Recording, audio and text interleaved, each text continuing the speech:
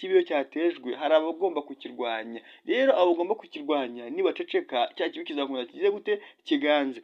Niyo mpamvu mvuga ngo rero ntabwo wambwira ngo wowe ukomeze ngo nukomeza kuvuga ibyo bintu ngo bazagufunga, ngo wowe ngo ntabwo urutanga abandi, ngo umuntu ufite ubushobozi bwo kugenda agufata akatashyirare agafunga. Ntabwo ibyo bibaho bavandimwe Islam abadan. Nta muyobozi aka kanya keretse ukirenga wacu nyakubahwa perezida wa repubulika, kandi ibyo ngibyo ntiyabikora ntiyanabikozwa, ntajya arenganya, ntiyaza ngo gufate ngo mugende mufatire uriya muntu ngo mushyariye, ntabwo byakunda. N'ubifitiye ubushobozi ubwe yicisha bugufi ku baturage ayoboye, nkanswe umuntu umwe ushobora kuza akavuga ngo guriya ngo nutubaha bari abantu ngo ibyo ngibyo birimo ibyo tuzabubaha kubera icyubahiro bakwiye, ariko kuba baze kuki izi mbaraga bafite baba bazikora kuki niba tubona ibi byose byoherezwa muri leta bigakomeza ntihagire ikintu bivugwaho? Ese izi mbaraga zaba zihariye kuki? Ni iki kibitera kugira ngo ibi bintu bikomeze kugenda gutya? Nitubona ibisubizo nk'abayisilamu tukandika amaretire, tubuze kwandika amaretire, ese ibi bintu bizagarukira hehe?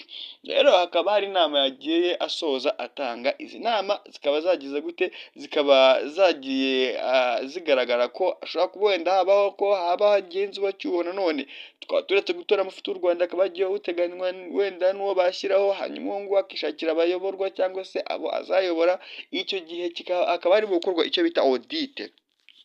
Audite ni igihe nyine habayeho nyine ko bajya gukontorora mu myaka 8 ibyo bakoze n'ibindi byose bimeze bite, bagashyira ku murongo akantu kose bakagaragaza, hanyuma izindi bakabara bagasanga kuko se byarahuye n'iyo myaka 8 ibyakozwe byose bya Islam yacu.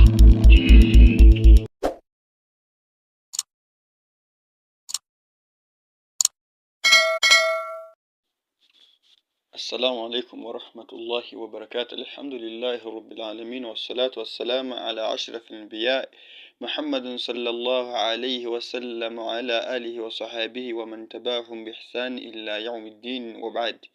Kuzo ishimwe n'abandi bikwiriye uretse Allah subhanahu wa ta'ala, amahoro n'imigisha n'ibisakare kwa sozereje nimwe n'abahanuzi rero Nabi Mustafa Muhammadin sallallahu alayhi wa sallam, we n'abiwe n'abasangira ngendo be ndetse na babandi bazakomeza kuri iyo nzira kurikira inzira kuzageza ku munsi w'imperuka, dusaba Allah subhanahu wa ta'ala ko yazadushyira muri abo ngabo, Allahumma amin.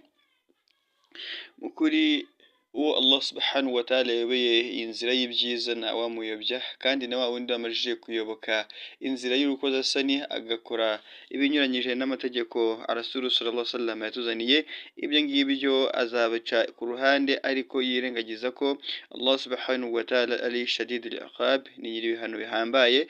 Uwo nguwo rero azabaciye ukubiri n'ibyo intumwa yatuzaniye ndetse n'ibyo Allah subhanahu wa ta'ala yatumye Rasul sallallahu alaihi wasallam. Bavandimwe Islam rero ni Bizimana Hussein nk'ibisanzwe. Iyo ngarutse kuri izi mikoro akenshi imba nje kuvuga ibidasanzwe, bya bindi rimwe na rimwe biba bitari bwagere kuri rubanda nyamwinshi, ariko ngewe wenda kuko hari uburyo nashobora kuba nabubonamo mu buryo bunyoroheye nkavuga nanjye singomba kubyererana, kugira ngo turusheho kugenda tumenya ukuri kwa nyako kandi mu gihe cya nyacyo. Twahoze rero twibaza, igihe cyose duhora twibaza izi mikoro, abenshi bamajije kuvuga ko nyine ibintu duhora tuvuga dusubiramo, niba na herezo bifite ibyiza ko twakwicecekera, ariko biidhinillah ku bushobozi bwa Allah tuzakomeza turebe ko wenda byibure ibyo ngibyo tuvuga, iyo message dutanga yazakomeza kugera kure n'abandi bakamenya ibyo tuba turi kuvuga, kandi ibyo tuvuga ntabwo duca ku ruhande cyangwa se ngo tube tudafite ibimenyetso bigiye bifatika, kubera ko ibyinshi tugaragaza fact, ndetse hari n'izo tujya rimwe na rimwe kwirengagiza. Abenshi wenda mushobora kuba muvuga ati hari impamvu ibitera, hari igihe wenda byaba ari ukurwanya ubuyobozi cyangwa se mukishyiramo kugira ngo wenda mube mwakora bidakwiye, wenda ati na kera kubw'intumwa ngo byabagaho ngo abantu bakarwanya intumwa, bakarwanya abasahaba, ariko twebwe ahubwo tuba turi kurwana, turi kureba ko twarwanirira ibyo abasahaba n'intumwa bajyaga barwanirira. Ntabwo bajyaga babona ikibi gikorwa ngo bicecekere cyangwa se ngo babone icyiza gikorwa ngo bareke gushimira. Ni nayo mpamvu natwe rero iyo turi aha ngaha hari igihe tuba turi kunenga cyangwa se turi gushimira. Rero ku bushobozi bwa Allah subhanahu wa ta'ala, reka tujye tuza hano tubabwira ibyo dufitiye ibimenyetso ndetse n'ibyo dufitiye gihamya. Igihe twabigaragaje natwe wenda tukaba twagira ibyo tubibazwaho, tuzabisobanura kandi twiringiye Allah subhanahu wa ta'ala ko yazatanga ubutabera ku bayisilamu haba mu Rwanda ndetse n'ab'i Rwotamasimbi.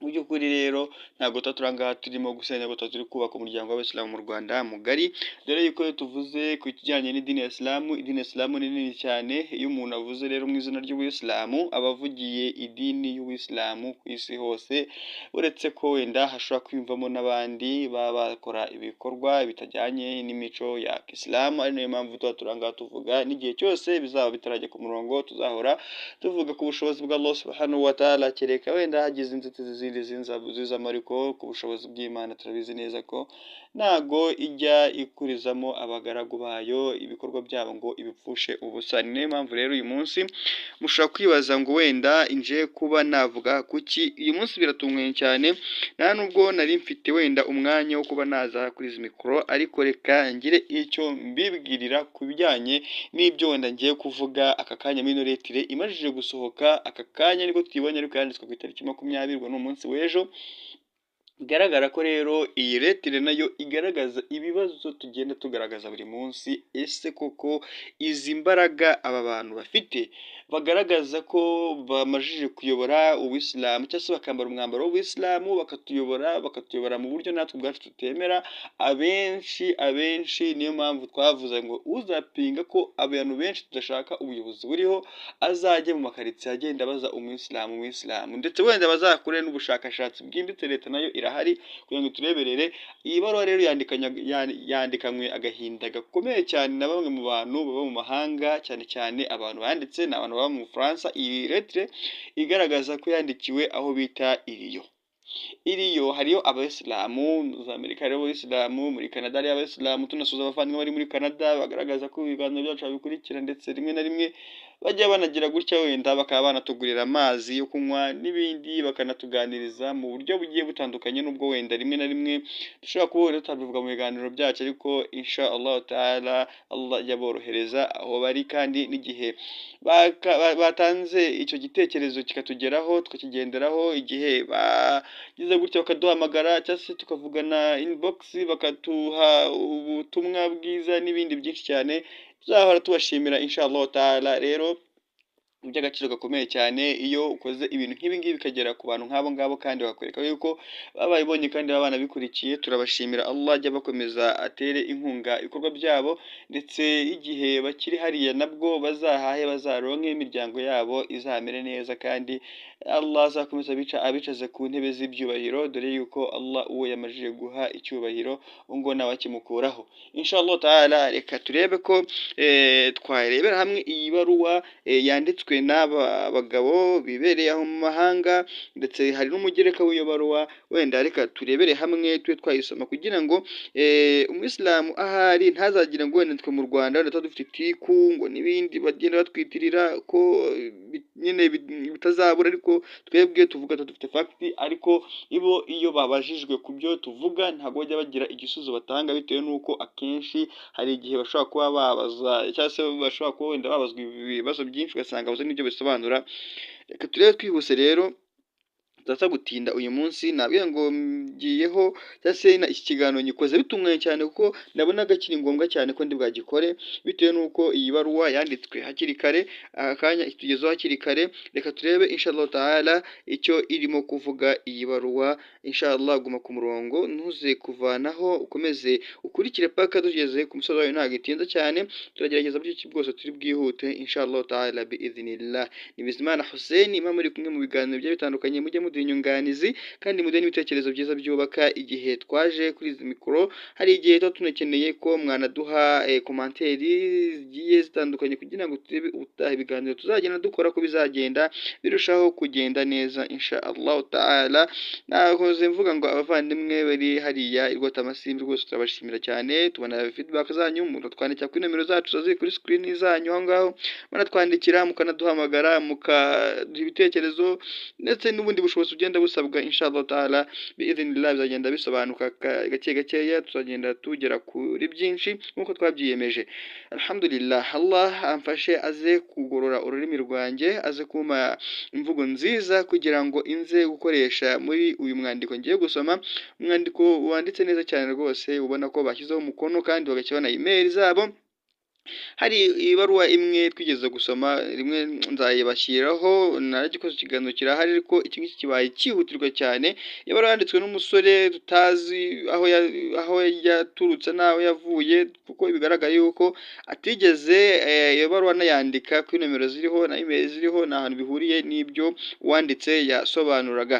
Rero reka twigire kuri ino lettre y'uyu munsi turaje inshinga, yanditswe n'aba diaspora, abo ngabo baturuka mu Bufaransa se babibereye mu Bufaransa. Ibaruwa ndetse binagaragara ko yahawe na ambasade y'Ubufaransa ahangaha mu Rwanda inshallah taala. Reka turebe ibaruwa icyo bikuyemo. Ibaruwa rero itangiye ivuga ngo abanyarwanda b'abayisilamu baba mu mahanga, diaspora. Contact Asmani Mutabaruka, niwe wanditse iyi lettre, utuye iriyo français. Email ni asumani_mutabaruka@gmail.com. Impamvu rero y'ibaruwa niyo tugezeho aka kanya, kugira ngo wenda tube twageza ku bayisilamu n'abayisilamukazi badukurikira muri ibiganiro byacu, tubasaba ko mwajya mudutera inkunga mu biganiro byacu, kugira ngo wenda tube twakwifashisha bimwe mu bintu byinshi cyane bikenerwa kugira ngo ibiganiro bigereho bibe banogeye inshallah taala. Inomero zaziraho kuri screen zanyu, mujye munaduha inyunganizi, nabyo biremewe inshallah. Rero ibaruwa iravuga iti: gusaba ubufasha no gutanga umusanzu mu mpinduka z'ubuyobozi bw'umuryango w'abayisilamu mu Rwanda RMC. Turashimira Imana umumenyi w'isi n'ijuru, amahoro n'umugisha nibibe ku ntumwa zose Imana yohereje kugira ngo zikure abantu mu curaburindi zibaganisha ku kuri. Nyakubahwa Minisitiri wa Minarok, dushimishijwe no kubandikira iyi baruwa, dushimishijwe no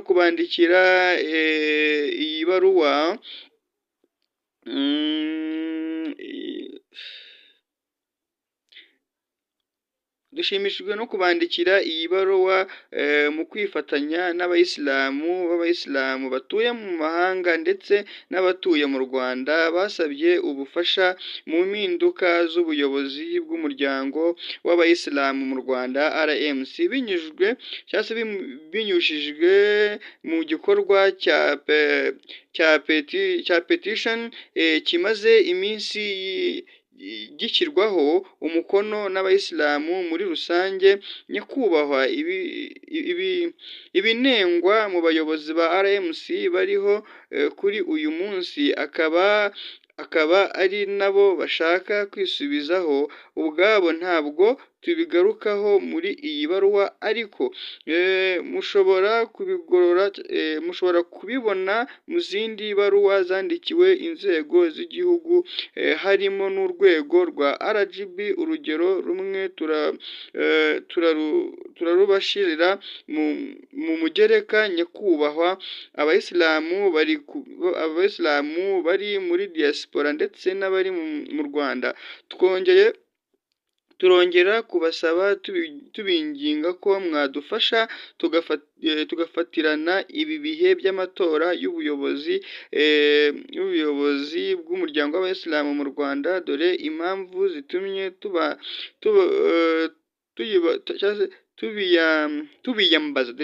tubiyambaza. Nyakubahwa, ngira ngo murabizi ko mu mategeko agenga RMC abayisilamu atari bo batora inzego zo hejuru zigize ubuyobozi ndetse n'inzego zo hasi.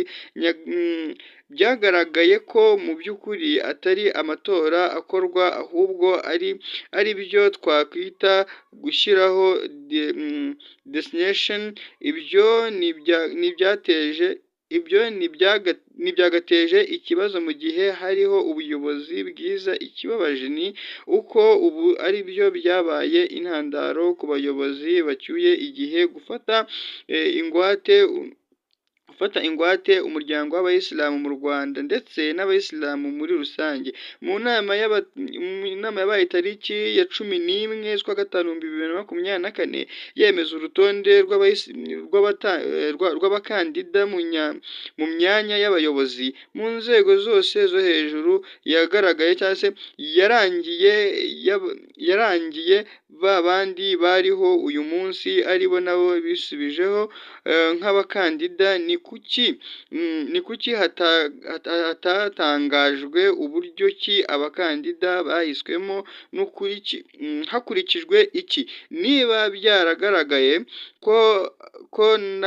ko hakoreshejwe ingufu zose zishoboka kugira ngo ntihagire andi maraso mashya yinjira mu rutonde mu buryo bwo gutanga amahitamo ahagije, ni gute twakwita iki gikorwa kiri gukorwa ibyari ibyo byose ntaho gisa na gato n'amatora. Nyakubahwa, biramutse bigaragaye ko mu makosa menshi ubuyobozi buriho burangwa buregwa harimo n'ashoboka kuba yabarizwa mu byaha bihanirwa n'amategeko, ese aba bayobozi baba bafite ubuhe budahangarwa ku buryo badakurikirwa? Ese aba bayobozi nibo babereye abanyarwanda b'abayisilamu? Icyo kibazo ari kwibaza. Mbere na mbere, nyakubahwa, mwe murabizi ko nta association cyangwa umuryango cyangwa igihugu bikora nta ngengo y'imari, imigambi, imihigo cyangwa bilan report mu buryo bwo kubaza cyangwa kubazwa inshingano n'uburyo zujujwe accountability. Ibyo ni ibintu bitazwi muri RMC bitanafatiwe uburenganzira bwo kubazwa. Ni gute abayobozi nk'abo batanga accountability mu mico yabo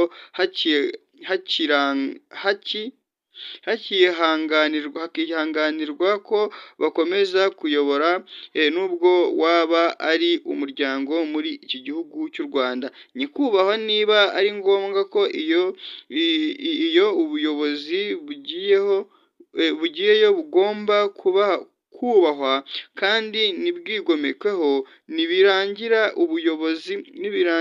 ubuyobozi mu buryo butishimiwe n'abayisilamu, mu buryo bunengwa, mu makosa busubiyeho, ubwo abayisilamu bazaba basigaranye ubuhe bujurire cyangwa se ubuhe buvugizi? Murumva nyakubahwa ko gukora amatora afite amahirwe menshi yo kurangira nta gihindutse mu buyobozi bushimiwe na gato kandi bunaregwa amakosa ashobora no kuba yabarizwa mu byaha bishobora gutanga umusaruro utandukanye n'intego yari igamijwe, ariyo yo kugeza ubuyobozi bwiza n'icyizere ku banyarwanda b'abayisilamu. Muti rero hakorwa iki rero? Nyakubahwa, mu bushobozi bwanyu nka Minisitiri w'Ubutegetsi bw'Igihugu turabasaba guhagurukira ikibazo mukadufasha twe abanyarwanda b'abayisilamu kubona igisubizo cyiza ku bijyanye n'ubuyobozi bwa RMC. Ku bw'ibyo tukaba tuboneyeho no gutanga umusanzu wacu mu rwego rw'ibitekerezo n'ibyo tubona byakorwa kugira ngo haboneke igisubizo. Icya mbere tubona nyakubahwa, mbere y'uko hagira amatora habanza gukorwa igenzura n'ibazwa audit ku miyoborere n'ibikorwa byaranze iyi manda imaze imyaka 8. Ibyo bizafasha gukura gukura urujijo n'urwikekwe ku bayobozi bacyuye igihe, kandi bishobora kuba byagaruza icyizere hagati y'abayobozi n'abo bayobora. Ikindi ni uko audit yakorwa na leta cyangwa ibindi bigo byigenga bibifitemo umwuga mu buryo bwo kwirinda ko habaho ukubogama ku ruhande rumwe cyangwa urundi, kandi ikareba impande zose z'imiyoborere. Finance, leadership, social audition, social education, health ethic. Hanyuma icya kabiri, nyakubahwa, turabizi ko audit ari akazi kanini gashobora kumara igihe, dore ko kaziga ku myaka 8 yose. Niyo mpamvu dutanga igitekerezo ko haba hashyizweho ubuyobozi bw'inzibacyuho bw'umwaka umwe cyangwa 2 mu gihe iyo audit izaba iri gukorwa n'ibyemezo bigafatwa bityo amatora akaba yaba mu mutuzo, ndetse hakaboneka n'umwanya wo kuvugurura amategeko agena ishyirwaho ry'ubuyobozi bwa RMC mu rwego rwo guha abayisilamu nabo uruhare rwabo. Mu buryo bwo kugira ngo byihute, hashobora gushyirwaho mufti mushya gusa, hanyuma agahabwa ububasha bwo guhitamo abo bazakorana muri icyo gihe cy'inzibacyuho. Ashobora guhabwa mishoni zikurikira: gukomeza guheka inshingano kuyobora RMC mu bikorwa buri munsi, affairs currents, guhuza ibitekerezo mu buryo bwo kwiga ku mategeko mashya agenga amatora mu muryango w'abayisilamu mu Rwanda. Birumvikana ko abayobozi bacyuye igihe, byibura abari ku myanya ifata ibyemezo, batagomba kuba bari muri ubwo buyobozi bw'inzibacyuho, kuko bagomba kuba bahariwe umukoro wo gufasha no korohereza abazakora iyo audit mu kazi kabo. Kubaha iyi baruwa tuyibandikiranye agahinda kenshi mu mitima, tukaba tubitezeho nk'uko umwana aba yiteze ku mubyeyi we igisubizo gishimishije.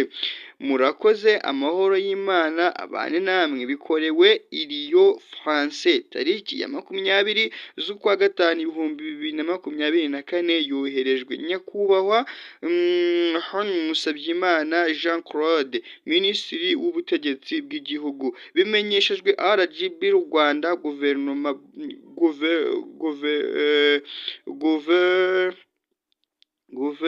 Governance Board, ambasade y'u Rwanda muri France, mu buyobozi bukuru bw'igihugu. Mu by'ukuri rero urabona ko iyi baruwa isoje isaba ko rwose ngo bafite agahinda, bayandikanye agahinda n'umubabaro mwinshi, ariko nyine agahinda ko abayisilamu baragafite.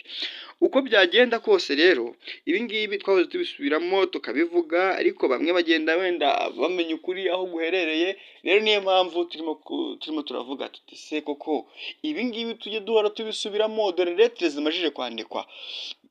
Lettre ya mbere yagaragaje ko rwose aya matora yaba aretse, hanyuma hakigwa uburyo bwiza bwo kugira ngo aya matora akorwemo neza.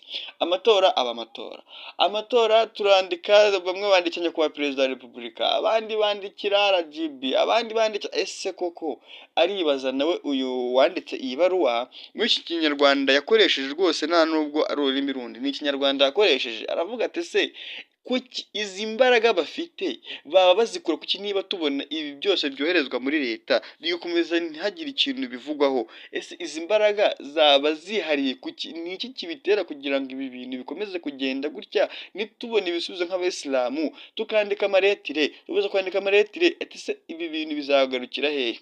Rero hakaba hari inama yagiye asoza atanga, izi nama zikaba zagize gute, zikaba zagiye zigaragara ko ashobora kuba wenda habaho ko haba hagenzurwa cyuho. Nanone tukaba turetse gutora amafoto y'u Rwanda akaba agiye uteganywa wenda n'uwo bashyiraho, hanyuma uwo nguwo akishakira abayoborwa cyangwa se abo azayobora, icyo gihe hakaba harimo gukorwa icyo bita audite. Audite ni igihe nyine habayeho nyine ko bajya gukontorora mu myaka 8 ibyo bakoze n'ibindi byose bimeze biti, bagashyira ku murongo akantu kose bakagaragaza, hanyuma izindi bakabara bagasanga kuko se byarahuye n'iyo myaka 8 ibyakozwe byose byasazwe byose byakozwe ibyo byagomba gukorwa, bagashyira ku murongo buri kintu cyose bakagiha igenagaciro paka bakabona ko RMC iri mukuru cyangwa se niri mukuru, wenda hari ibyo wenda babuze, hari ibyo byangenza gutenda bakagira ubusobanuro batanga ku byo bari bayoboye imyaka 8. Ese wa mugani abasilamu nabo bakibaza ati se imyaka 8 abandi bagira ingengo y'imari, nta namwe batagira ingengo y'imari, ingengo y'imari yarakoreshejwe irashira cyangwa se ntari byasagutse, ibyo ko bitagaragarijwe abasilamu se bijyaba bimeze biti? Ibyo ngibyo rero nibyo buri musilamu wese aba yibaza. Ati habaho ibikorwa buri munsi bikagenda bibaho, bakaba hari imisigiti bafunga, akaba hari iki bafunga, hari ibigo by'amashuri byafunzwe, ibyo byose ntabwo bajya bahagarara ngo bagire igihe cyo kubivugaho ngo wenda ngo bizakemuka muri ubu buryo n'ibindi, ari ukuvanga amaso yaheze mu kirere. Ibi ngibi rero tubifatanya n'ibintu tujya duhora tuvuga buri munsi, tugaragaza bamwe ngo ibyo muba murimo ni fitina n'ibindi byinshi cyane. Uyu munsi nari mfite gahunda yo kuza kuri izi mikoro, ariko nyine bibaye ngombwa yuko ndi bwaze kugira ngo turebere hamwe ibintu bigenda bikorwa abayisilamu. Ntabwo tuzigera duceceka abavandimwe b'Abayisilamu igihe tuzumva ko igihe cyose bikibize gutya. Rero abenshi bakunda kutwandikira message batubwira ngo ibyo muba murimo ngo bazabafunga, ngo ntabwo ukuri kose kuvugwa. Reka mbabwize ukuri bavandimwe b'Abayisilamu, buri munsi mbisubiramo, nta gihe leta y'u Rwanda ubu ngubu Imana dufite ntabwo tuzongera kubaho umuntu afatwa akagenda hariya akabazwa ibyo atakoze, akabazwa ibyo atabasha. Niba bakubajije ibyo abasha gusobanura ni ibyo ngibyo kandi bisobanuye, leta iranyurwa. Iyo babumvishije kunyuranyije n'amahame n'ibindi, bakwibutsa ibyo ugomba kuba wakora. Ibyo ngibyo bikwibukije ni ukukuganiriza ati genda gutya ugende gutya. Ikibazo ni uko wenda kugomeka ku butegetsi buriho, ubutegetsi buriho turabwemera, n'ubutegetsi butuyoboye, ndetse na nyuma y'idini. Impamvu tuvuga ngo turandikira amabaruwa RGB, tukandikira ubuyobozi bwose bushoboka, ni uko tubizi neza ko ubuyobozi buduhagarariye si ubw'idini y'Isilamu, ahubwo twe turi mu muryango w'Abayisilamu, ariko ntabwo turi mu buyobozi, ntabwo tugendera ku mategeko y'umuryango w'Abayisilamu, ahubwo tugendera ku mategeko y'ubuyobozi bw'igihugu cy'u Rwanda. Igihe batubwiye ngo ibi si byo, tuzavuga ngo kuko si byo. Igihe batubwiye ngo ibi ntacyo bitwaye, nta mpamvu tuzagira gute, tuzahubuzwa ukuri kwacu. Niba leta y'u Rwanda twemera ubuyisilamu ko natwe tugomba kuba dufite ubwisanzure, ni gute twebwe twajya tuvuga ngo turayoborwa mu buryo butazwi, mu buryo tudashaka n'ibindi twabivugaho ngo natwe tuzajya ahandi aho bagiye? Ibyo ngibyo rwose abantu bakomeje kutwandikira message, ubwo bwoba ntabwo twebwe tubufite habe namba, habe namba, habe namba. Nababwiye ngo ibi ngibi byose biba kubera Allah subhanahu wa ta'ala, niwe uzi impamvu ateza ikibi, kandi ikibi iyo cyatejwe hari abagomba kukirwanya. Rero abo bagomba kukirwanya nibaceceka, cya kibi kizakomeza kigiye gute, kiganze.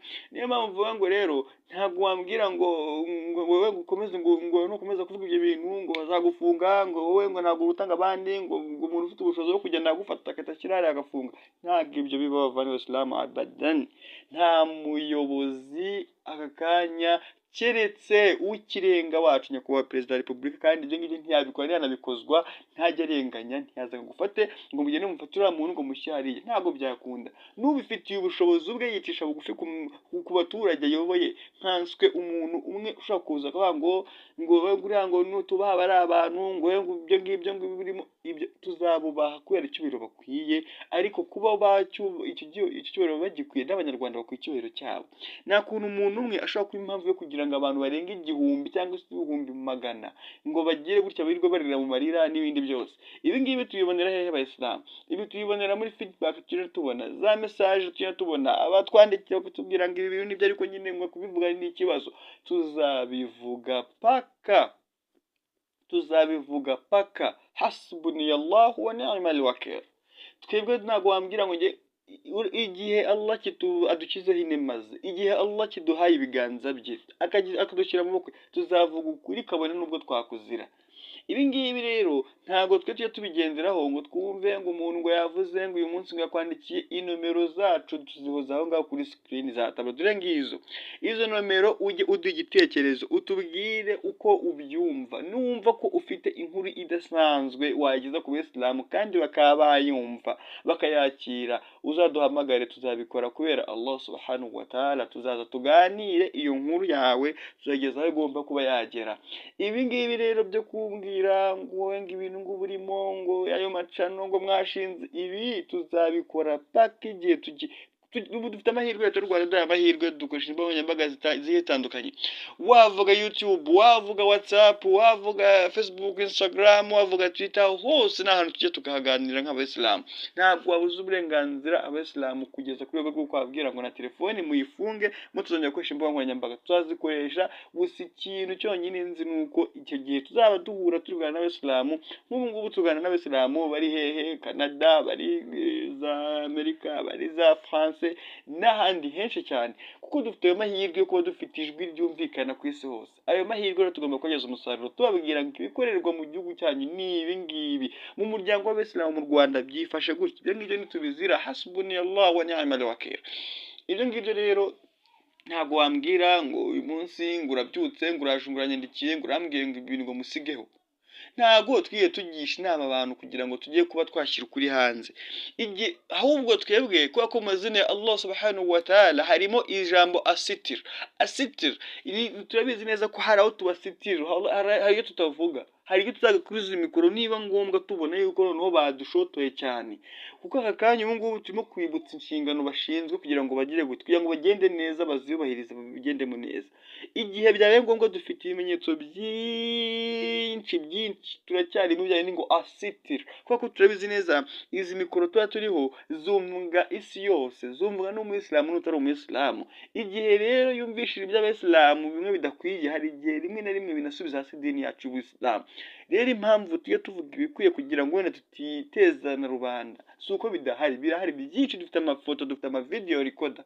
Ibi ngibi rero iyo tubivuga ko tubifite, hari bamwe batabyemera. Igihe byabaye ngombwa bi'idhnillah tukabona ko nanjye mahitamo, kuko hari igihe biba ngombwa yuko n'ubundi byanga bikunda ibyo ufite ubishyira hanze. Ubu kandi turacyafite asitira, turacyari muri asitira. Igihe rero Allah subhanahu wa ta'ala yavuze ngo mujye mubahishira inenge zabo, natwe tuzagira gute? Natwe tuzabahishira izanyu.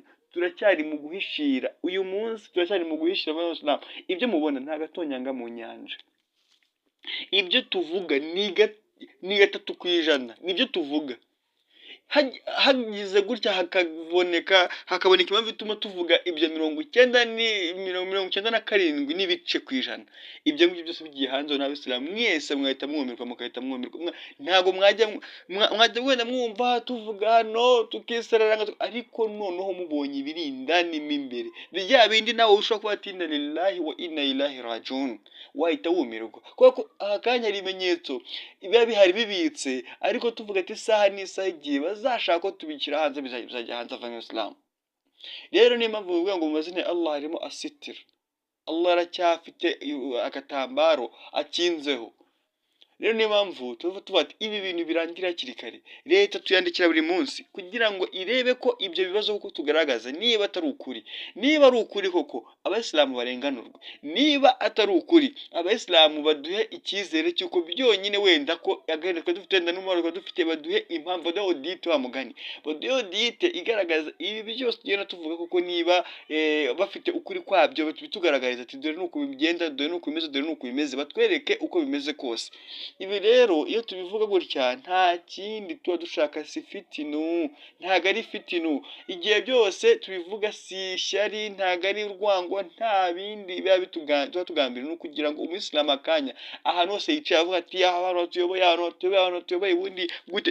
Rero ntabwo tuba tuvuga gutyo kugira ngo wenda tugire ikindi kintu tugira gute tuba twarenzaho, cyangwa se wenda ngo urwango n'ibindi. Nta bushobozi, nta kindi tuba dushaka muri ibi bintu, ni ukugira ngo turebe ko idini Isilamu yakongera igatengamara nk'uko twahoze, kandi ibi ngibi nidusenyera umugozi umwe biiznillah, Allah subhanahu wa ta'ala niwe ushobora byose, kandi igihe tubyiringiye ibyo ngibyo ko ari ukuri, nta na rimwe Allah azigera aburizamo ibikorwa by'abakora ineza. Alhamdulillahi rabbil alamin. Rero twari turi gusoma ibaruwa tuyisomera hamwe kugira ngo turebe yuko byibura wenda abasilamu bajya bamenya ukuri kw'ibivugirwa muri rubanda nyamwinshi, byaba ibirwota amasimbi ndetse n'ahandi henshi cyane hagiye hatandukanye. Wassalamu alaikum wa rahmatullahi wa barakatuh. Mwari kumwe na Bizimana Hussein, tubakunda mu biganiro byacu bya buri munsi, kandi n'ufite ibikorwa byo kwamazwa ukaba wumva ko wakora iki kiganiro neza, rwose uzatwandikire tube twabigufashamo, kuko tugera kure kandi abatugaragariza ko batwumva n'impande zose. Igiciro cya kiri hasi cyane, turafashanya nk'Ubuyisilamu, kandi ikindi tukamaza ibintu biri halali, ibintu bitajiririjwe. Iyo biziririjwe tukubwira ko ushaka kuba wajya ahandi bakabigufashamo, kuko twebwe tuba dukora ibintu ashingiye ku muco n'imigenzo ya Rasul sallallahu alayhi wa sallama. Assalamu alaikum wa rahmatullahi wa barakatuh. Islam yacu.